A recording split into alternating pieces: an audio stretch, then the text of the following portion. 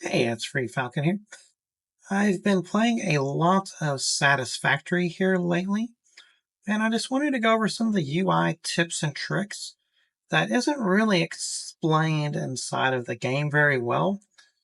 And we're just going to start off with the keypads here. So you have multiple, I think there is 10 different bars that you can circle through, and you access this by holding down Alt and then using your middle scroll wheel. And then you can circle through all 10 bars. So, and see, like this one, this actually has the emotes there, but it's not really what we're looking at. And the rest of the items that you put on your bar, you're going to be getting from your crafting menu. And you can see that you have all these different options here. So we have our energy here on line 2. So we can either click on that or we can press 2.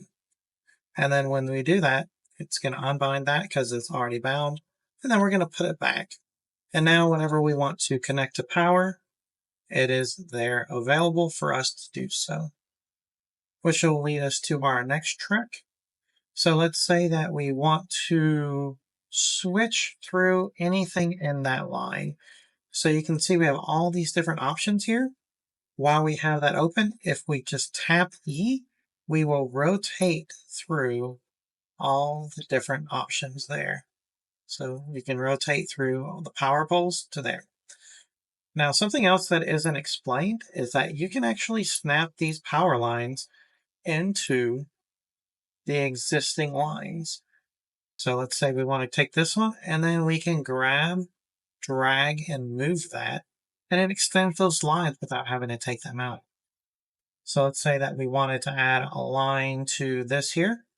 All we have to do is press R2, press our E to the power line. We're going to do here. Then we'll just drag it over, place it. And now we have extended that and added in a new line without separating that. So as you can see that adds a lot of flexibility to the options. So it's the same for the conveyors and all of the other things. So we go here, we can switch through all the different assembly items, the different conveyors, 1, 2, 3, 4, 5, right? The same for the belts, so 5, we can go through 1 through 5.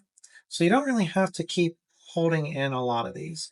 So 6 is going through, like we have the hypertubes, so we can switch through all the different hypertubes. And additionally, if we don't want to just quick switch, if we hold down the E button, it actually opens up the menu and we can go through and select what we want. So if we wanted to add this in, we can do that. Tap our E, connect our line, do our tube entrance, so on and so forth. That adds a lot of options into the board. Same for the splitters here. We can switch between all the different splitters and mergers, right? So we don't have to open up those menus at all. Now, if you actually pair that in with using your alt and bars, which I'm bad about doing, I need to do more.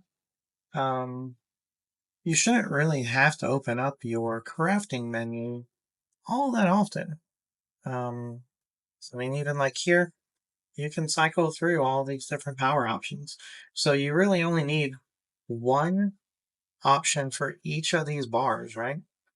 So it actually cuts out a lot of needing to open and search through this stuff. Additionally, if we press N, it opens up a quick search. And so let's say we want to look for a programmable splitter. We can just click there and then it pulls that up. So any item.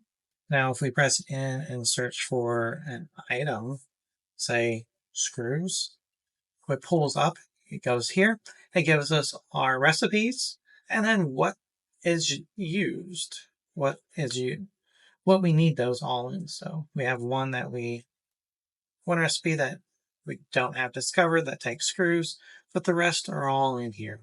And so we can kind of figure out exactly what we need to do. And it even tells you if you hover over any of the recipes, it shows you exactly how many are used per minute in those things. So let's say we were wanting to use the reinforced plates. We come in and we can hover over them. So this is the one I use once. So I know that if I want to go through, okay, each assembler is going to take 50 screws per minute in order to make our plates. And you can see that it gives us the additional options for each one as well. All right. Now,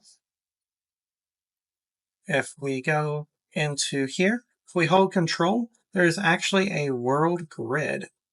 Um, and so this is great. I didn't know about this until very, very recently.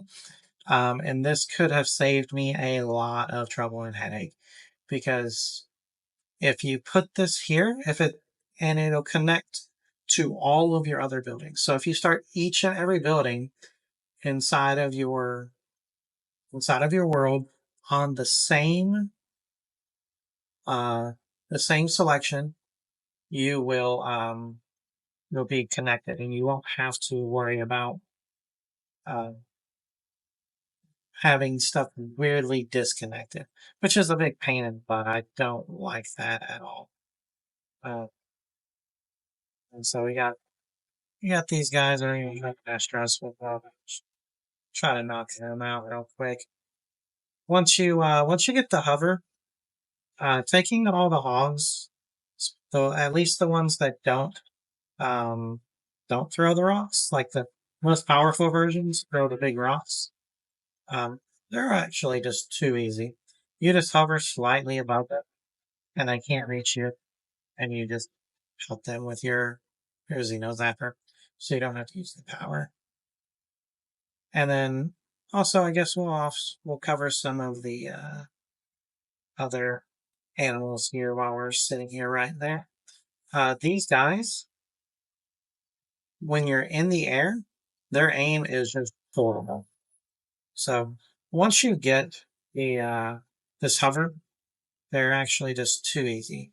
So uh, I say that, and then they're gonna hit me. So like normally they just miss every shot almost. So you rarely even have to move.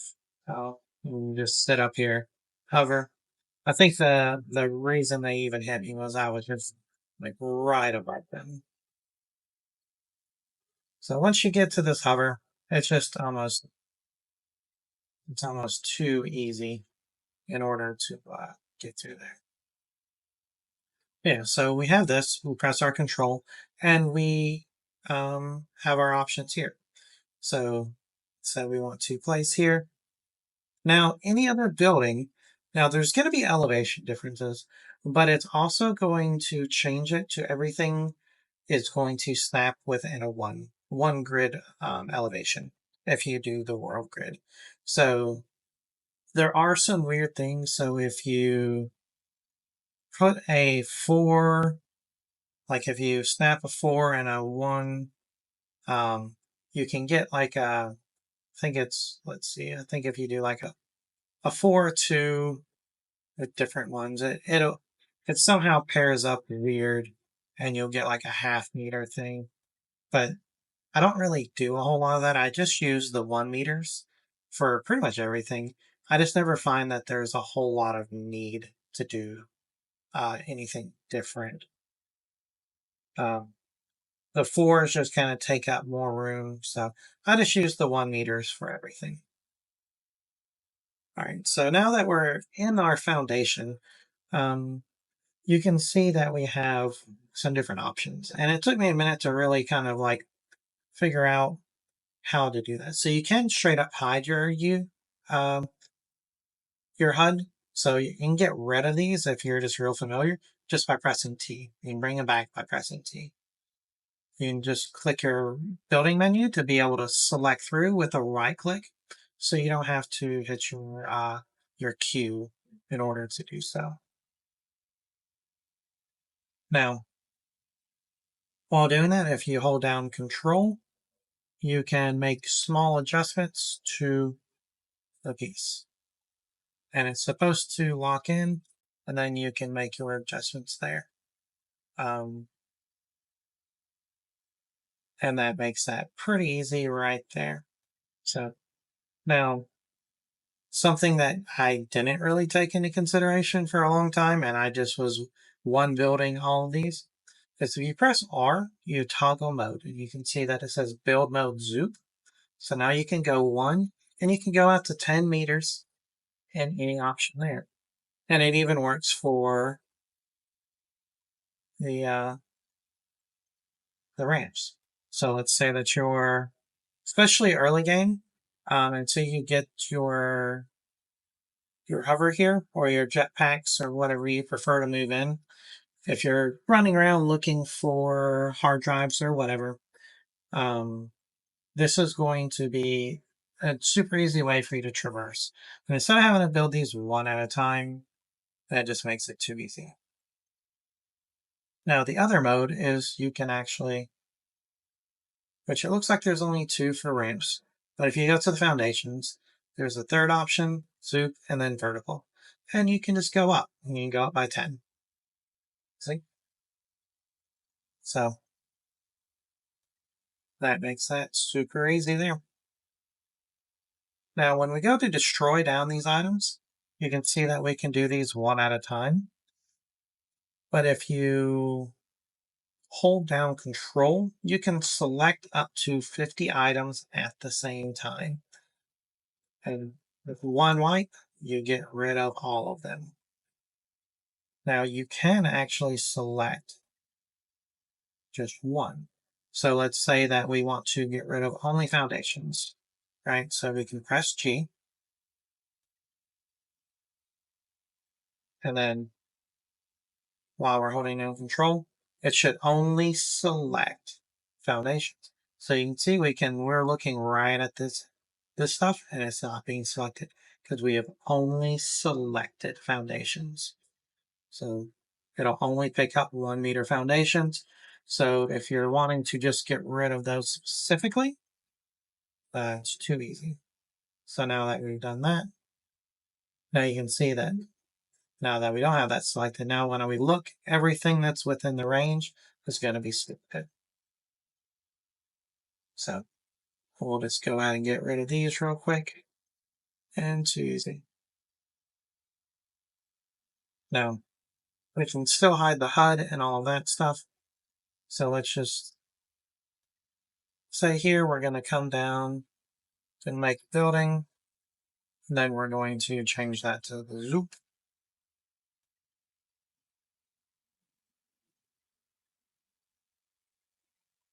I'm just going to make a quick little line here.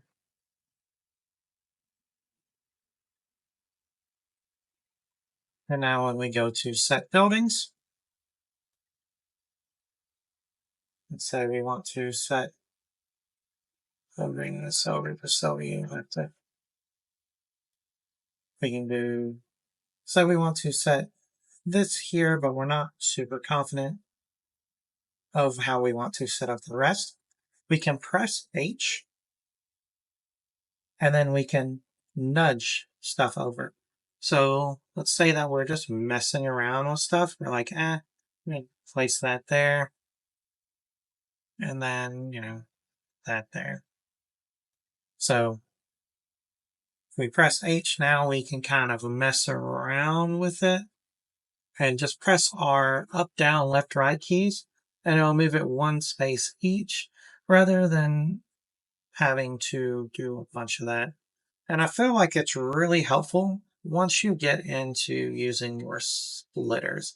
Because sometimes if you've got a lot of different things, let's say they're off kilter or whatever, and you're trying to like make things work, you press H and then press H. And now we can move it around and be like, okay, that's exactly where we want it. So easy peasy. And we can even come down and look.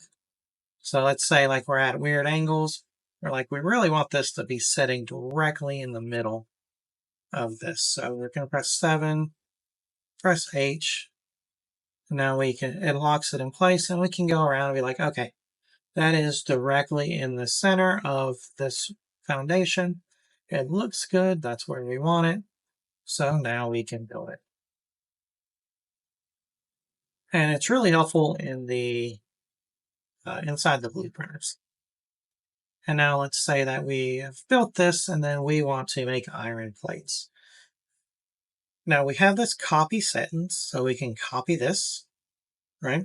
And instead of having to go through and do everything, let's see, it should be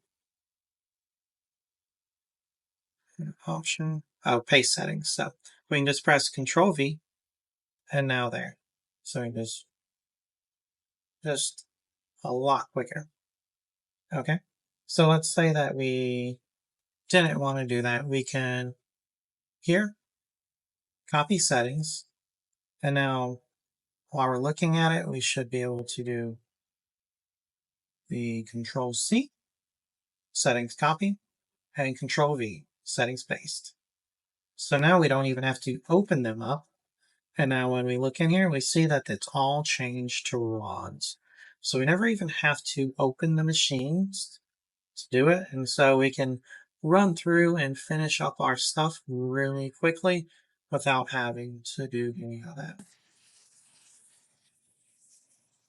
Now, especially early game, I think a lot of people overlook the overclocking, especially when you get into odd recipes. So, I mean, I feel like the 15, 30, 45, 60, they're all pretty easy to differentiate.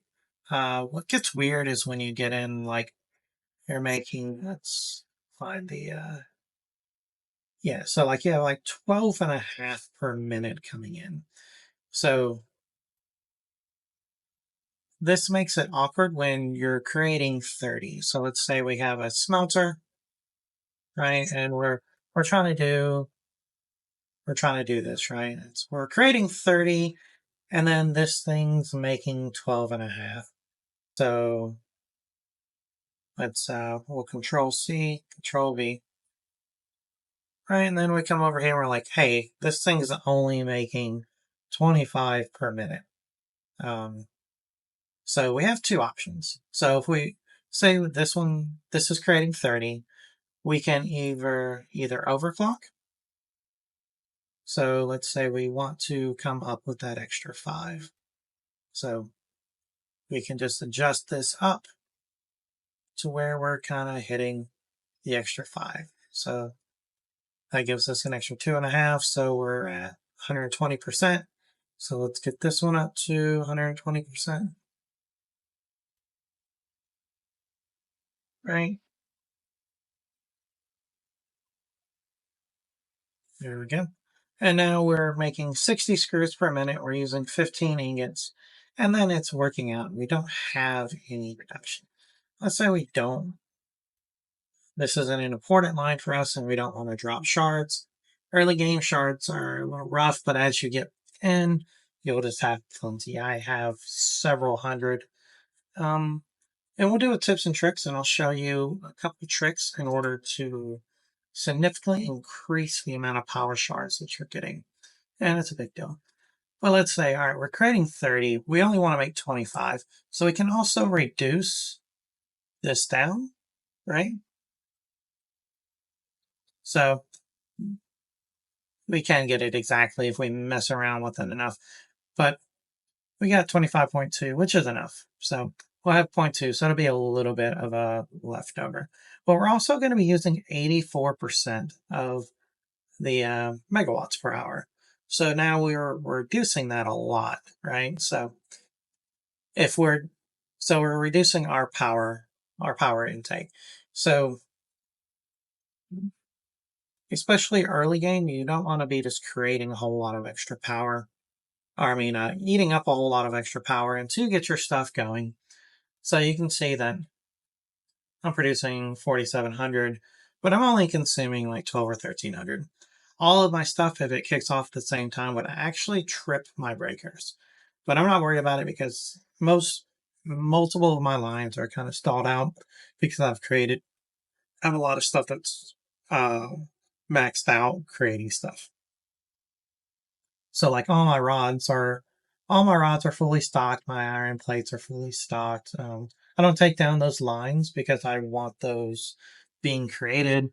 Like my reinforced plates. I have like a whole bunch of my lines are completed. Um, which may not stay that way depending on what I decide to do. So if I decide to expand out a series of lines, I want that stuff there so it's not like tearing down. But it is obviously a um, underutilization. But there's so much to be doing in this game, it's really hard to keep up with each and every item. So I think that touched most of the UI stuff that I kind of struggled with as I got back into the game. That really kind of sped up my gameplay.